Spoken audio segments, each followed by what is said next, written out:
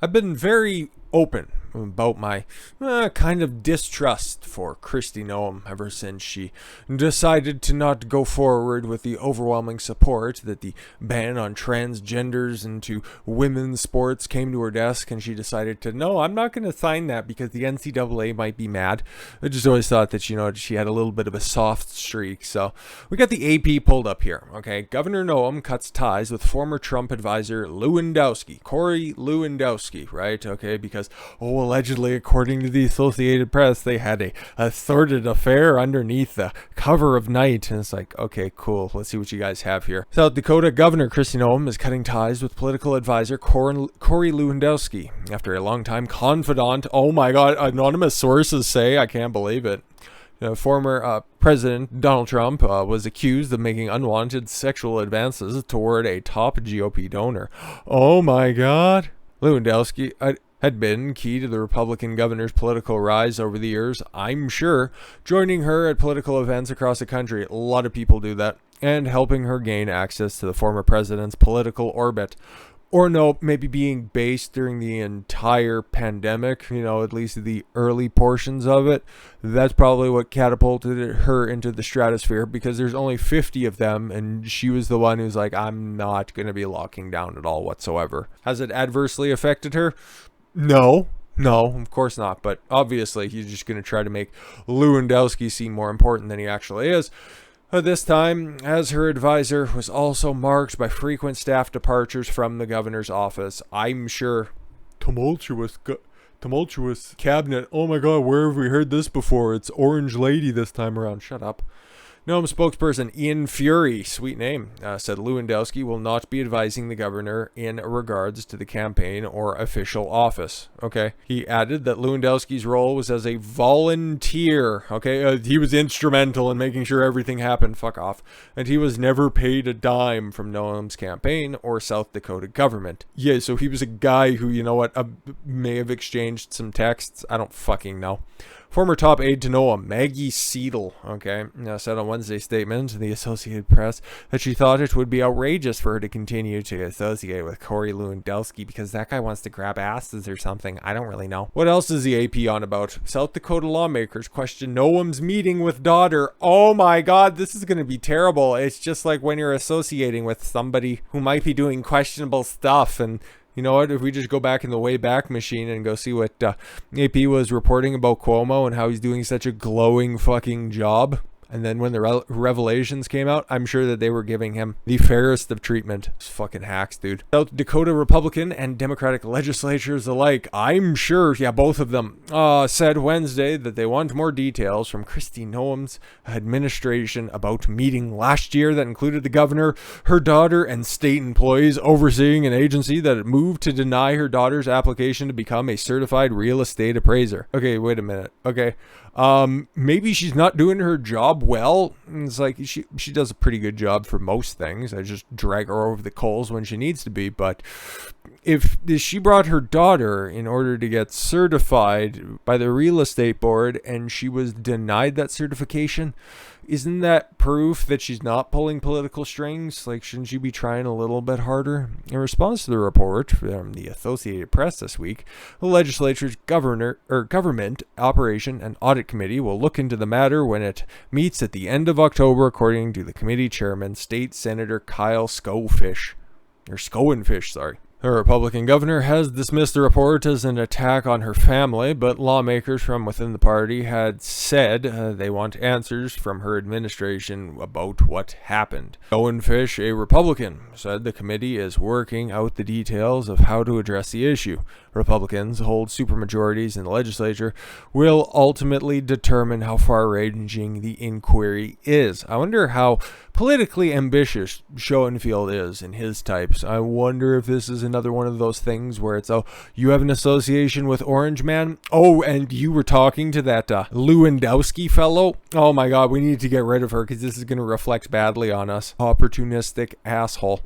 The AP reported Monday that Noem's last year summoned to her office a state employee who was overseeing her daughter's appraiser license application just days after the agency moved to deny her license. After the meeting, Noem's daughter, Casey Peters, was not denied a license. What a weird way to phrase that. So she was approved for a license, not denied. What? Okay. According to the Department of Labor and Regulation, Peters received her certification 4 months later. Okay, so it looks like it went through the normal procedures. What are you looking for? A week after Peters received her license, the state employee who directed the agency was allegedly pressured to retire by Noem's cabinet secretary. So after she did her job, wait, okay. Can you back that up, or are you just going to unironically report that? It's like she was pressured by anonymous sources. Okay, cool. The state employee, Sherry Bren, eventually received a $200,000 payment from the state to withdraw an age discrimination complaint and leave her job. So she was an old bitch. Oh, okay, cool. It's like, hey, if you want to go now, we can give you $200,000 and you can leave. And she's like, oh, okay. There's no story here. AP, you're trying to drag her for nothing, okay? Let's get a little bit more of a reasonable take on this. South Dakota's Attorney General is looking into a meeting Kristi Noem had with her daughter and top officials last year.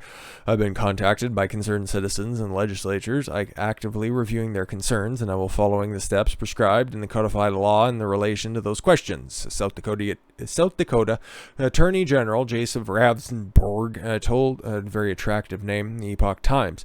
The state Senate's Governmental Operations and Audit Committee is also planning to review the matter. Its chairman, there's a lot of Republicans in South Dakota, in case you didn't know. State Senator Kyle Schoenfish once again told the Associated Press. Let's see their take on this.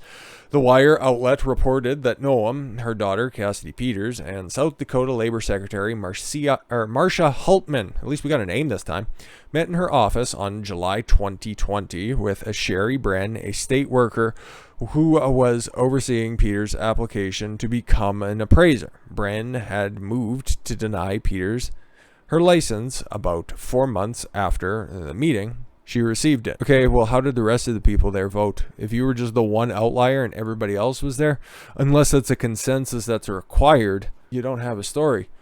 Noem and her office have pushed on the reporting on the meeting. The Associated Press is disparaging the governor's daughter in order to attack the governor politically. No wonder Americans trust the media is at an all-time low. South Dakota is open for business. We wouldn't stand. Thanks for all your political posturing, bureaucratic red tape to get in the way of South Dakota's sustained economic growth. Having more quality appraisers on the market will help keep our housing market moving and home prices down. Ian Fury, Noem's communications director, told the Epoch Times. Noem told Newsmax on Tuesday that her daughter received no special treatment. She did exactly what every other person did, applying and receiving an appraiser's license in the state of South Dakota. This is another political attack. Sure seems like it. Bren later filed an age discrimination complaint and left her job after the state agreed to pay her $200,000 in exchange for her withdrawing it. Noem noted she described Bren as a disgruntled employee who made innuendos to the Associated Press. So it's another one of those she said, older she said. Then again, the Associated Press isn't telling the full story. But let's see. Okay, so far they're 0 for 1, right? But how about some reporting about an Olympic swimmer who stormed the Capitol? Oh my God, he was there on January 6th and they did nothing to stop him. We've seen the footage and they were relatively organized and peaceful. Anyways, he pleads guilty to a felony. Oh my God, this is terrible. And he's got that Arizona flag. And you know who else was from Arizona? The Q shaman. How do we know they aren't the same person? Have we seen them both in the same place at the same time? Of course we have. We've seen the footage. We've seen everything that's gone on. And clearly that's the shaman we're looking for. 5-time Olympic swimming medalist Klete Keller. God, I hope his middle name isn't Colton. Pleaded guilty Wednesday to a felony charge for storming the U.S. Capitol during the January 6th riot and faces 21 to 27 months in prison. Oh my God, what is this felony? He's been storming the Capitol? So what, like assault, vandalism. Like what is he being charged? What has he agreed to be charged with? Keller acknowledged in court records that he tried to obstruct Congress's certification of President Joe Biden's Electoral College victory, which is not a crime, obviously. Brushed away officers. He brushed them away. Oh my God, who tried to remove him from the Capitol Rotunda? Oh, he brushed them away. Did he not? No, he brushed them away. Oh no, and yelled profane comments. Get this one. He yelled them about, not even at, House Speaker Nancy Pelosi and Senate Majority Leader Chuck Schumer as he stood near. We're going to have to run this back. Near officers wearing riot gear. See, that's where the riot came in. He yelled profane comments about Pelosi and Schumer as he stood near officers wearing riot gear. Those are the felonies that he pleaded to. God, the AP, you suck. Fucking Christ, dude. That's why whenever I see, the Associated Press reported, that's normally why we go to the source material. Olympic swimmer who stormed the Capitol and yelled mean things. He should have just stayed on Twitter. He would have got just deplatformed, okay? Stormed the Capitol. Pleads guilty to felony. Felony what? Attending a picnic? Saying mean things out loud? How does Epoch... This isn't a fucking ad for the Epoch Times, even though I am subscribed to them and use them just about in every video. Every once in a while we'll miss them, but I love their reporting. They're very fair and they're very honest about what they do. So, Olympic gold medalist pleads guilty. See, at least this is fair. Pleads guilty in January 6th U.S. Capitol case.